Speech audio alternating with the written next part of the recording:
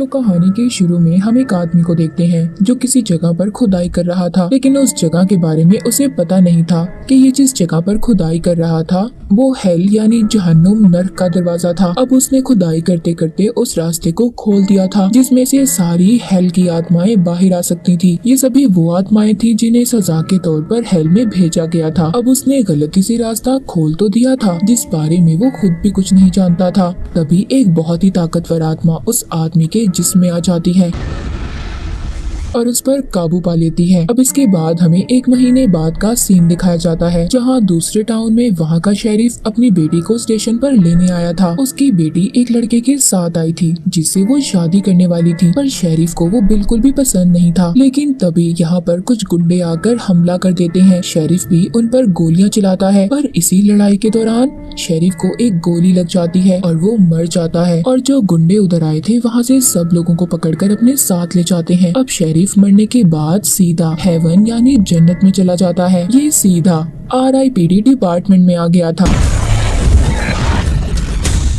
Rest in peace department में। यहाँ पर आते ही शेरिफ की मुलाकात इधर की हेड से होती है। उस हेड ने शेरिफ की पूरी फाइल पढ़ ली थी, जिसके बाद वो इसको नौकरी देने का कहती है। अब दरअसल बात यहाँ पर ये थी कि उस लड़की ने शेरिफ की फाइल में ये पढ़ा था कि उसने दुनिया में बहुत अच्छे काम किए और लोगों को भी बचाया, इसीलिए तो शेरिफ को सीधा हेवन में भेजा गया था। इधर सिर्फ अच्छी आत्माओं को ही भेजा जाता था। अब हेड शेरिफ को बताती है किसी वजह से जमीन पर 1 महीने पहले हेल का दरवाजा खुल गया था और वहाँ की सारी आत्माएं जमीन पर आ गईं। लोगों के अंदर जाकर उन पर काबू पा लेती हैं, उनको अपने तरीके से चलाती हैं और तुम्हारा काम ये है कि तुमने दुनिया में दोबारा से जमीन पर जाकर सब आत्माओं को पकड़कर हेल में वापस भेजना है। ये सब बातें सुनकर शेरिफ बहुत खुश होता है। वो भी दोबारा से दुनिया में जाकर अपनी बेटी से मिलना चाहता था और खुशी खुशी हाँ कर देता है। वो इतना खुश था कि कॉन्ट्रैक्ट को भी नहीं पढ़ता और साइन कर देता है। अब इस काम के लिए हेड उसको खास किस्म की गन भी देती है जिनसे वो जमीन पर आने वाली आत्माओं को मार सकता था। वो हेड बताती है कि तुम इस गन को किसी भी आत्मा पर चलाओगे वो सीधा हेल में पहुंच जाएगी। अब जिसके बाद शेरिफ को दुनिया में जमीन पर भेज दिया जाता है। अब वो आते ही वहाँ पर एक लड़की से मिलता है जिसका नाम जेन था, जो इस काम में इसकी साथी थी और इसका साथ देगी। इधर ही टाउन में हम कुछ गुंडों को देखते हैं जो एक बैंक में आकर पैसे तो नहीं लूटते, वो लोगों को पकड़कर अपने साथ ले जा रहे थे। अब शेरिफ भी इधर आकर अपने घर चला जाता है, पर जेन उसको उसकी बेटी से मिलने के लिए रोकती है। वो कहती है तुम्हारी बेटी तुम्हें नहीं पहचानेगी, तुम्हें वापस से दुनिया में आने की इजाजत तो मिली है, पर तुम्हें तुम्हारा अपना जिस्म बल्कि किसी और का जिस्म दिया गया है। अब यहाँ पर हम जीन और शेरिफ का असल चेहरा देख पाते हैं। इन दोनों को 2 औरतों का जिस्म दिया गया था, यानी कि आम इंसानों को ये दोनों नहीं दिखाई देंगे क्योंकि ये मर चुके थे। और अगर तुम अपनी बेटी से प्यार करते हो, अगर तुम उसको सब कुछ सच बता भी दोगे तो वो नहीं समझ पाएगी कि असलियत सच्चाई क्या है। ये सब बातें सुनने के बाद शेरिफ को काफी दुख होता है और वो अपनी कब्र के पास जाकर बैठ जाता है। तभी उधर शेरिफ का दोस्त आता है, ये भी इनको नहीं पहचान पाता। उसे भी ये दोनों 2 औरतें ही नजर आ रही थी। वो इनको बताता है कि शेरिफ की बेटी को कुछ गुंडे पकड़ कर ले गए हैं। अब जल्दी से ये उन गुंडों का पीछा करते हैं। ये वो ही आदमी थे जिन्होंने बैंक के कुछ लोगों को भी पकड़ा था। ये दोनों उनको पकड़ने का प्लान करते हैं। जेन उनके सामने जाकर बताती है कि मेरी बहन एक पहाड़ी से गिर गई है। जैसे हमें पता है कि ये दोनों औरत के रूप में नजर आते हैं। वो कहती है उसे काफी ज्यादा चोट लगी है, उसे मदद की जरूरत है। पहले तो वो मदद करने से मना कर देते हैं। जब जेन उनको पैसों का लालच देती है, अब उनके 2 आदमी मदद के लिए आते हैं, जहाँ पर जेन की बहन यानी कि शेरिफ नीचे गिरने का नाटक करता है, लेकिन अचानक से ये लोग उन्हें बहुत मारते हैं और उनका पीछा करते हुए वहां तक पहुंच जाते हैं जहां पर सब लोगों को पिंजरे में कैद करके रखा गया था, मगर उस पिंजरे को खोलना काफी ज्यादा मुश्किल हो रहा था। तभी उधर जेन को एक आइडिया आता है। उसके पास जादुई पानी था, वो एक आदमी के ऊपर फेंक देती है। दरअसल उस आदमी के सीने पर गोल निशान था। ये उन लोगों के जिस्म पर होता था जिनके अंदर हेल की आत्मा होती थी, इसीलिए जेन ने उस आदमी पर पानी फेंका था। अब जैसे ही ये पानी उसके ऊपर फेंकती है, उसके अंदर की आत्मा बाहर निकलकर पूरे पिंजरे में फैल जाती है, जिस वजह से पिंजरा टूट जाता है और सभी बाहर आ जाते हैं। उधर शेरिफ गन निकालकर आत्माओं पर चलाने लगता है और सबको दोबारा से हेल नर्क में भेज देता है। यहीं पर इनको स्किनी नाम का लड़का मिलता है, जिसके अंदर भी हेल की आत्मा थी और ये उस आत्मा के लिए काम कर रहा था जो उस आदमी के अंदर थी, जिसको हमने कहानी के शुरू में खुदाई करते देखा था। शेरिफ इसको भी मारने वाला था। वो कहता है तुम मुझे मारकर क्या करोगे, और मैं उस आत्मा का साथ इसलिए दे रहा हूँ क्योंकि वो बहुत ताकतवर है और उसके पास तुम्हारी जैसी गन भी है।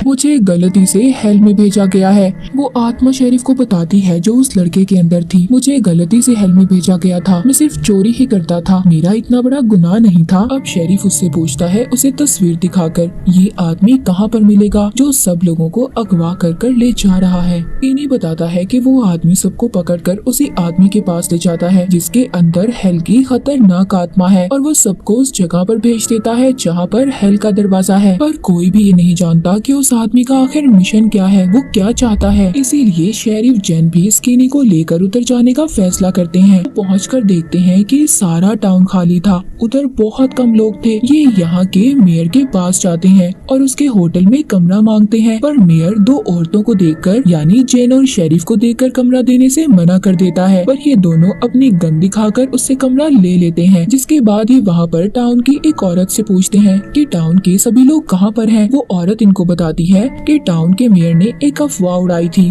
कि पास ही एक गुफा में खुदाई करने पर बहुत सारा सोना मिलेगा, जिस वजह से लालच में सब लोग उधर चले गए और वापस नहीं आए। ये सोचते हैं कि हमें भी उस जगह पर जाकर देखना चाहिए कि आखिर बात क्या है। ये स्किनी को बांध कर चले जाते हैं क्योंकि अभी तक इनको इस पर भरोसा नहीं था। अब जाते हुए रास्ते में इन्हें एक आदमी मिलता है जिसने मास्क लगाया हुआ था। वो बताता है टाउन में हेल का दरवाजा खुलने की वजह से वहाँ की गैस टाउन में फैलती जा रही है। ये आदमी दरअसल यहाँ का मेयर ही था जिसने मास्क लगाया हुआ था। वो कहता है मैं भी उस आदमी के पास गया था, जब से इसने ये मास्क लिया था ये भी उस आदमी के कंट्रोल में था। इसने ही ये अफवाह फैलाई थी कि पूरे टाउन में उधर गुफा में बहुत सोना है। तभी उधर उस आदमी के कुछ लोग आ जाते हैं जिस आदमी के अंदर खतरनाक आत्मा थी। ये सब इनको पकड़कर जेल में बंद कर देते हैं। अब यहाँ पर इनसे एक लड़की मिलने आती है। ये लड़की भी RIPD की एजेंट ही थी, लेकिन ये लड़की वहाँ के हथियारों को चुराकर जमीन पर ही छुप कर रह रही थी। जेन को इस लड़की पर बहुत गुस्सा था क्योंकि इसी की वजह से सारे हथियार उस खतरनाक आत्मा के पास भी थे जो उस आदमी के अंदर थी और यही वजह थी वो सबको हरा रहा था। अब उस लड़की के जाने के बाद जेन बहुत सोचती है। उसको उस आदमी का प्लान समझ आ जाता है। कहती है जब चांद पूरी तरह से लाल हो जाएगा तो वो आत्मा जो उस आदमी के अंदर है हेल के दरवाजे को खत्म कर देना चाहती है ताकि सारी आत्माएं दुनिया में आ जाएं और हेल का रास्ता हमेशा के लिए खुल जाए। और अगर ऐसा हुआ सारी आत्माएं जमीन पर आई, हर जगह उनका कब्जा होगा और फिर वो खतरनाक आत्माएं राज करेंगी, सब इंसान मिट जाएंगे। शेरिफ भी सब सुनकर काफी हैरान होता है। तभी यहाँ पर स्किनी आ जाता है और इन दोनों को बचा लेता है और साथ ही एक कागज दिखाता है जिस पर सब लिखा था। जब शेरिफ की गुंडों के हमले में मौत हुई तो स्किनी ने उसे नहीं मारा था। यहाँ पर इस पर इल्जाम था कि इसने शेरिफ पर गोली चलाई थी। वो कहता है मैंने आज तक किसी को नहीं मारा और स्किनी को भी उसी औरत ने छुड़ाया था जिसने इनको मेयर के बारे में बताया था। अब ये सारे प्लान करते हैं कि अंदर कैसे जाना है, मगर जेन यहाँ पर अंदर जाने से मना कर देती है। दरअसल जेन जब इंसान थी यानी जिंदा थी तो इसको सब लोगों ने मिलकर चुड़ैल समझकर जला दिया था। तब से ये बेचारी आग से डरती थी। वो शेरिफ से कहती है कि मेरे पास लड़ने के लिए जादुई पानी है। दरअसल ये पानी इनके गॉड के आंसू थे और उस हेल के रास्ते में इन्होंने ये आंसू डालने थे ताकि इससे हेल का दरवाजा बंद हो जाए। अब वो बोतल वो शेरिफ को दे देती है पर वो लेने से मना कर देता है। कहता है कि नहीं, इसे मैं नहीं लूंगा, तुम्हें खुद ही अंदर आकर लड़ना होगा, अपने डर का सामना करना होगा। अब ये अंदर जाकर उन आत्माओं से लड़ने लगते हैं जो इंसानों के अंदर थी, जिन्होंने इंसानों को अपने कब्जे में लिया हुआ था। शेरिफ स्किनी से कहता है सबको बचाओ और सबको बाहर ले जाओ, पर यहाँ पर वो आदमी इन पर भारी पड़ रहा था क्योंकि उसके अंदर बहुत खतरनाक आत्मा थी। अब यहाँ पर खुद ही अंदर जेन आ जाती है। वो उस जादुई पानी को उस हेल के रास्ते में गिरा देती है, जिससे अब जितनी भी आत्माएं इंसानों के अंदर थी निकलकर उस हेल के रास्ते में चली जाती हैं और वो दरवाजा बंद हो जाता है। पर वो आदमी अभी भी बाहर था जिसके अंदर खतरनाक आत्मा थी जो कहानी के शुरू में देखी थी। वो अब उस आदमी के अंदर से निकलकर अपने असली रूप में इनके सामने आ जाती है और इन पर हमला कर देती है। पर उधर शेरिफ अपनी गन लेकर उसमें बचा हुआ जादुई पानी डालकर उस आत्मा को भी खत्म कर देता है। इन्होंने सब आत्माओं को वापस हेल में भेज दिया था जिस मकसद के लिए ये दुनिया में आए थे। ये दोबारा से टाउन में जाते हैं जो अब लोगों से भरा हुआ था, हर तरफ चहल पहल थी। अब यहाँ का नया मेयर स्किनी को बना दिया जाता है और उस औरत को इसका असिस्टेंट बना दिया जाता है जिसने इसको बचाया था। स्किनी के अंदर जो आत्मा थी कहती है मैं हेल में नहीं जाना चाहती, वो एक अच्छी आत्मा थी। इसीलिए जेन इससे वादा करती है कि वो इसे हेवन में ले जाने की कोशिश करेगी, पर तब तक उसे इधर ही मेयर बनकर यहाँ के लोगों की मदद करनी होगी। मूवी के आखिर में हम देखते हैं जेन और शेरिफ मिलकर शेरिफ की बेटी की शादी में जाते हैं जो अभी भी उन औरतों के रूप में ही थे। ये अपनी बेटी को बताने की कोशिश करता है कि वो उसके डैड हैं, पर वो कुछ समझ नहीं पाती। अब वो अपनी बेटी को गले लगाकर अच्छी दुआएं देकर चली जाती है, यानी कि शेरिफ अब चला गया था। वो जेन से कहता है कि मैं वापस RIPD जाकर आराम करूंगा, मैं वापस जाकर सुकून से रहूंगा हेवन में। तभी जेन हंसती है, कहती है लगता है तुमने सही तरह कॉन्ट्रैक्ट नहीं पढ़ा, तुम्हें अब इस दुनिया में रहकर 100 सालों तक RIPD का काम करना होगा, तुम आराम नहीं कर सकते। और इसी के साथ ये मूवी यहीं पर खत्म हो जाती है।